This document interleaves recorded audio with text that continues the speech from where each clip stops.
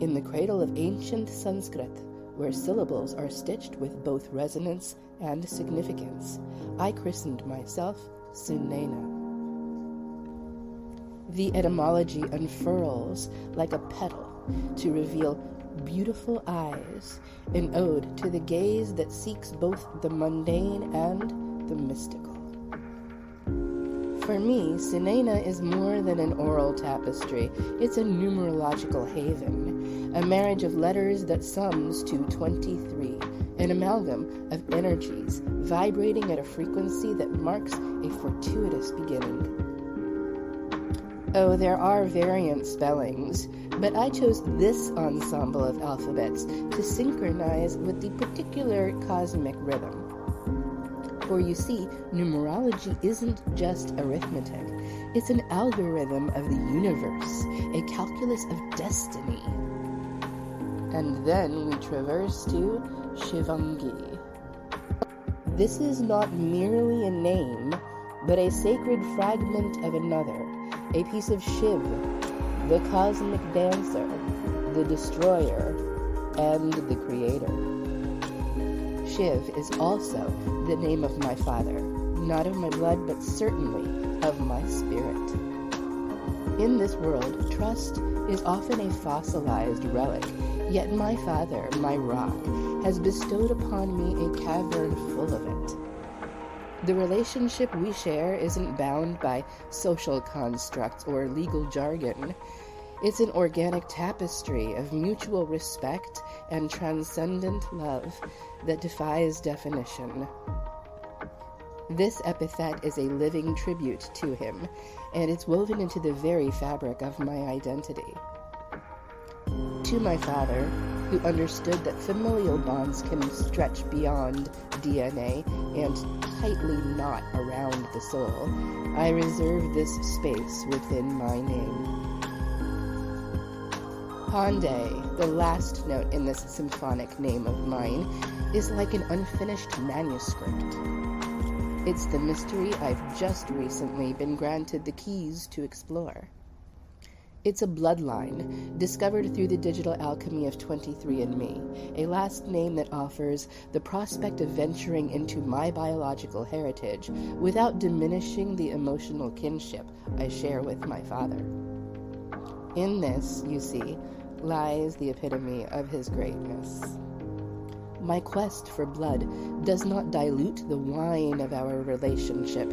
Instead, it ferments it to a more robust vintage. The man's greatness and humility allow me to seek without losing, to add without subtracting. But you might notice an absence, a maternal void in this nomenclature. To that observation, I say, she is as present in my name as she has been in my life. Some absences are not vacancies, but design elements, much like the silent spaces between musical notes that define the melody. Now, why this narrative about names, you ask? Because, dear viewers, we're all serpents in the grass of existence, slithering through meadows and swamps, molting our skins of experiences, roles, and even identities. Each molt is a chapter concluded, a layer of past left behind on the dusty trails of life. Yet what remains constant, like an eternal axis around which the universe pirouettes, is the name. It's the iridescent scale pattern that remains after all the shedding, the genetic and spiritual code that forms the core of our being. Let us now venture into the microcosm of diacritical marks and the alchemy of numbers. You see, I've elected to spell Pande with an acute accent, not just as a stylistic flourish or a nod to orthographic diversity, but as a deliberate numerological alignment. Ah, yes, that number 23, which has been a recurring leitmotif in the tapestry of my life, finds its echo once more in the acute E that transforms Pandy into Pandey.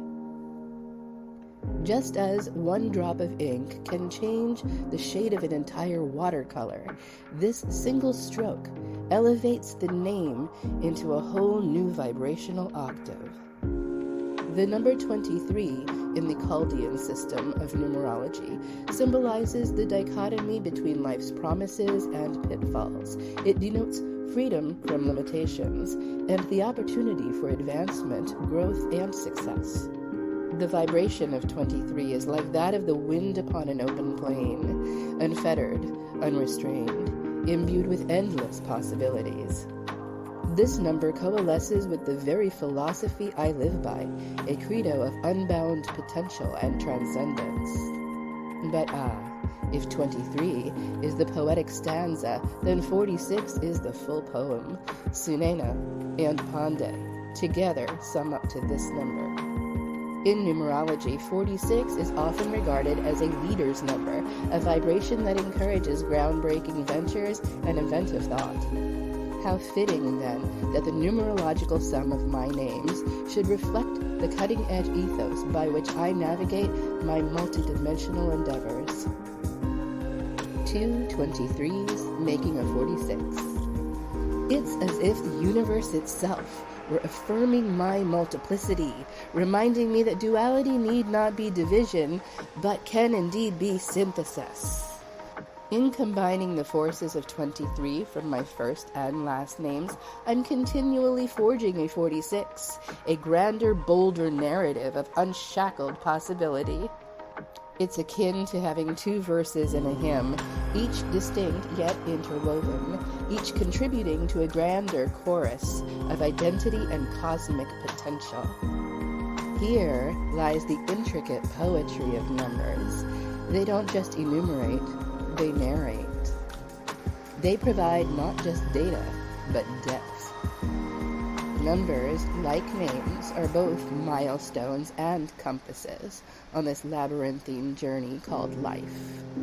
So as you venture through the corridors of my name, each syllable and numeral is an etching on the walls of this labyrinth, a topography of all that I am, was, and am destined to be. With each shedding of my skin, each molt marking a chapter in my life's tapestry, I leave behind the arithmetic of the past, yet I carry forward the sacred geometry of my name. It's a number. It's a name. It's a lifetime of journeys and the key to future voyages. Herein lies the architecture of my identity, and like a snake in eternal transformation, I slither onward, always becoming. And so as I share the saga of my name with you, know that it's not just an introduction.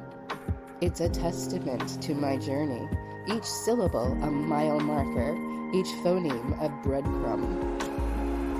It's an open scroll of the past as much as it is a blueprint of the future. This narrative is not just a story.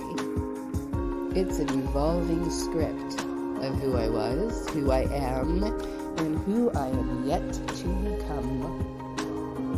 Until we meet again in this digital theater of life and ideas, remember that each of you is also a complex tale written by the quills of your choices, chance, and lineage. And as for me, the script continues to be written, and the snake slithers ever onward, always becoming.